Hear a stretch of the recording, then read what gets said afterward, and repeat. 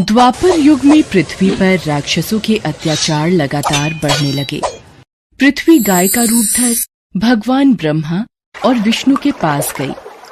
हे भगवान, धरती पर राक्षसों के अत्याचार बढ़ते ही जा रहे हैं, कुछ कीजिए प्रभु। हे नारायण, अब आपको पृथ्वी की रक्षा के लिए धरती पर 8वें अवतार के रूप में अवतरित होने का समय आ गया है। ठीक है ब्रह्मदेव, मैं पृथ्वी का उद्धार करने के लिए मानव रूप में जन्म लूंगा। भोजवंशी राजा उग्रसेन मथुरा के राजा थे। उनका पुत्र कंस बहुत ही अत्याचारी स्वभाव का था। कंस ने उग्रसेन को राजगद्दी से उतारकर कारागार में डाल दिया। सैनिकों, पिताजी महाराज को काल कोठरी में डाल दो। आज से मथुरा नगरी में कंस का राज चलेगा।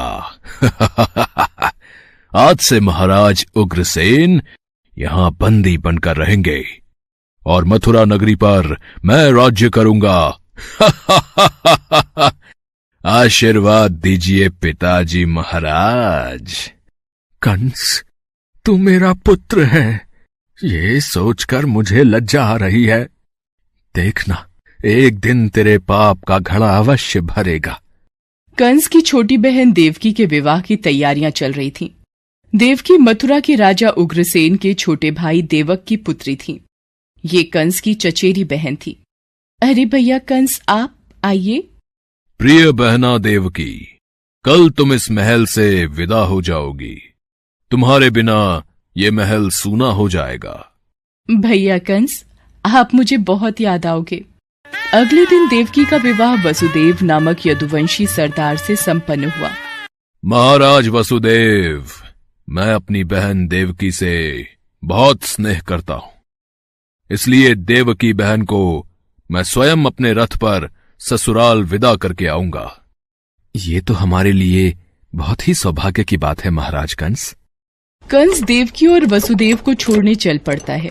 देवकी के पिता देवक उसे बहुत सारा धन धान्य संपत्ति आदि देकर विदा करते हैं। कंस देवकी और वसुदेव के साथ वार्तालाप करते हुए अभी आधे रास्ते ही पहुंचा था कि रास्ते में एक आकाशवाणी होने लगी।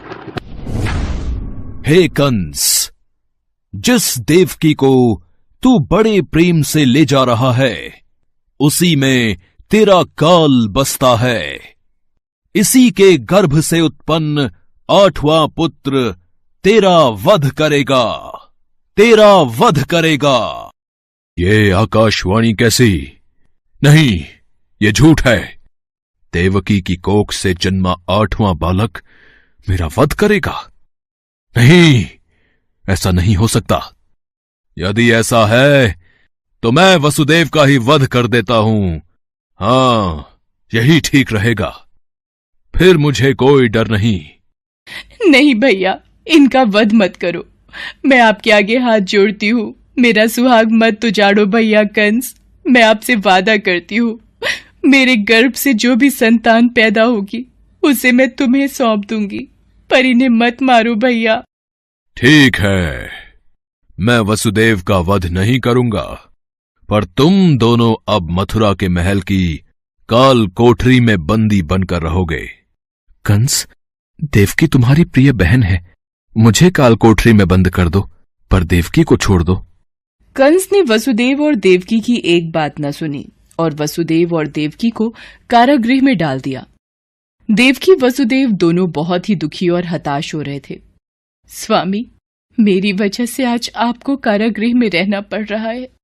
मैं ही आपके लिए दुख और विपदा का कारण बनी हूं। नहीं देवकी, नहीं, ऐसा मत कहो। मैं तुम्हें पत्नी रूप में पाकर बहुत प्रसन्न हूं। हमें एक दिन कंस के पापों से मुक्ति जरूर मिलेगी। पर स्वामी, भैया कंस मेरी कोख से जन्मे सभी बच्चों को मार देंगे। हम क्या करें?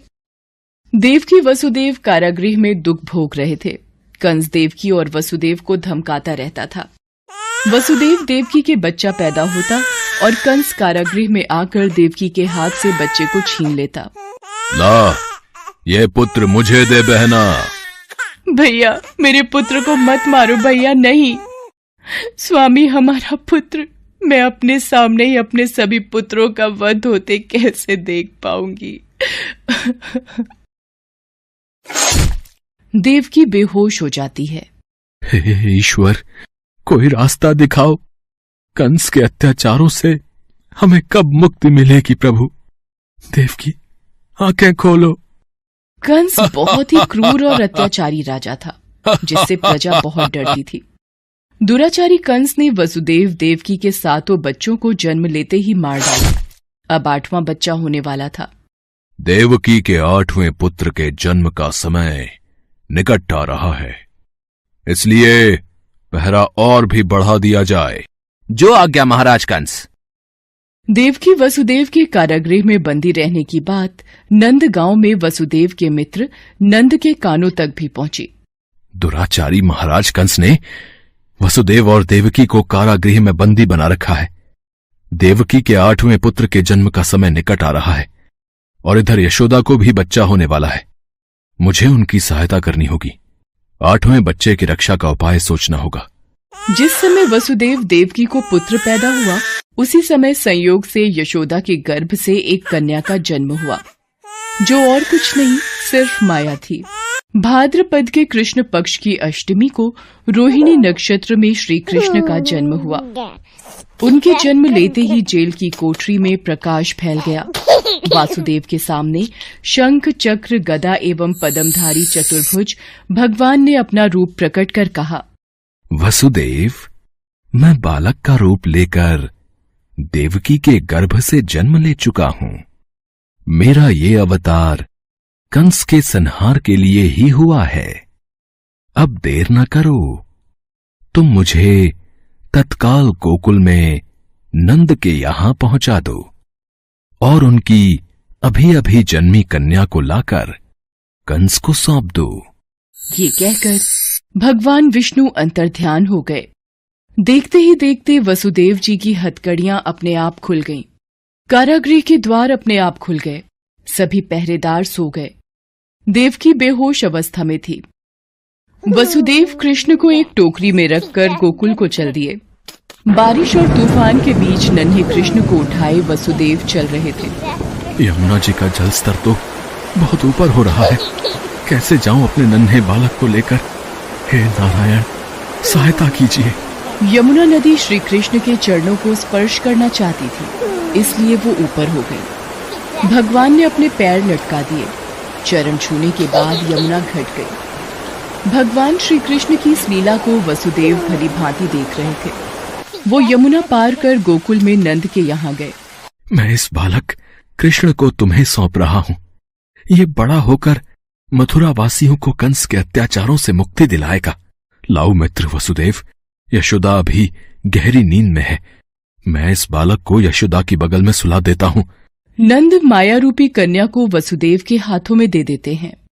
ये लो मित्र, इससे पहले कि कंस कारागृह में पहुंचे, तुम शीघ्र इस कन्या को लेकर वापस लौट जाओ। तुम धन्य हो मित्र, तुम धन्य हो। वसुदेव वापस कारागृह में लौट आते हैं और उनके लौटते ही कारागृह के द्वार अपने आप बंद हो जाते हैं। वसुदेव जी के हाथों में हथकड़ियां पड़ जाती हैं। हाँ, अरे ये तो बच्चे के रोने की आवाज है।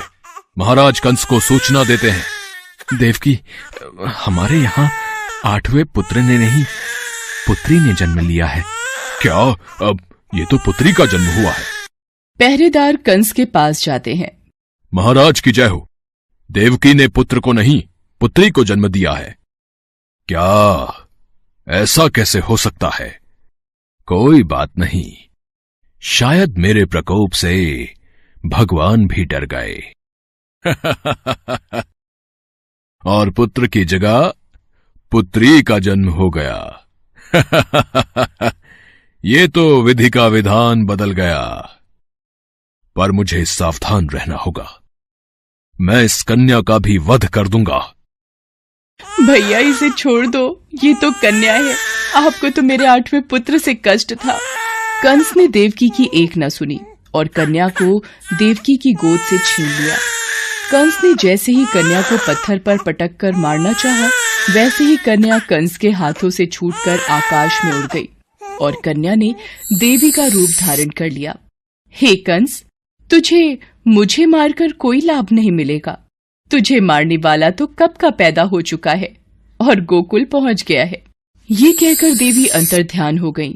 कंस ये दृश्य देखकर गुस्से से छटपटाने लगा और गुस्से में अपने महल में आ गया।